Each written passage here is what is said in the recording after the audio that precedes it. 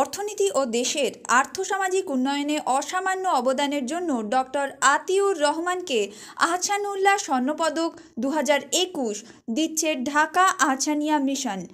1951 সালের 3রা আগস্ট জামালপুর জেলায় জন্মগ্রহণ করা গুণী এ অর্থনীতিবিদ পুরস্কার হিসেবে পাবেন 2 ভরি পরিমাণের স্বর্ণের অর্থমূল্য, 2 লাখ টাকা, মনোগ্রাম সংবলিত একটি ক্রেস্ট ও একটি সনদ।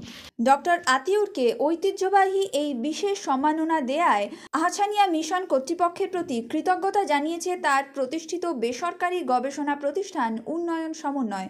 ডক্টর আতিউর নিজেও এই বিরল সম্মাননা পেয়ে ঢাকা আহসানিয়া মিশনের প্রতি বিশেষ কৃতজ্ঞতা জ্ঞাপন করেছেন। 2009 থেকে প্রায় 7 বছর বাংলাদেশ ব্যাংকের গভর্নর হিসেবে দেশের আর্থিক সেবা খাতের নেতৃত্ব দিয়েছেন ডক্টর আতিউর রহমান। এ সময় তার নেতৃত্বে দেশে আর্থিক অন্তর্ভুক্তির, বিশেষ করে ডিজিটাল আর্থিক সেবার বিকাশে এক নীরব বিপ্লব ঘটে গেছে। দারিদ্র্য নিরসনকে কেন্দ্রে রেখে অর্থনীতি চর্চার জন্য তিনি গরিবের অর্থনীতিবিদ হিসেবে পরিচিত হন এবং কেন্দ্রীয় ব্যাংকের দায়িত্বে থাকাকালে পরিবেশ বান্ধব ব্যাংকিংয়ের বিকাশে দেশে বিদেশে অবদানের সুবাদে সবুজ গভর্নর হিসেবেও খ্যাত হয়েছেন।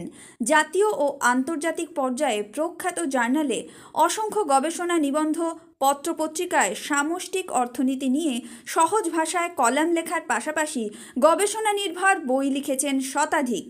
ব্যাংকিং ও একাডেমিক জগতে গুরুত্বপূর্ণ অবদানের জন্য ইতিমধ্যেই জাতীয় ও আন্তর্জাতিক পর্যায়ে অসংখ্য সম্মাননায় ভূষিত হয়েছেন ডক্টর আতিউর।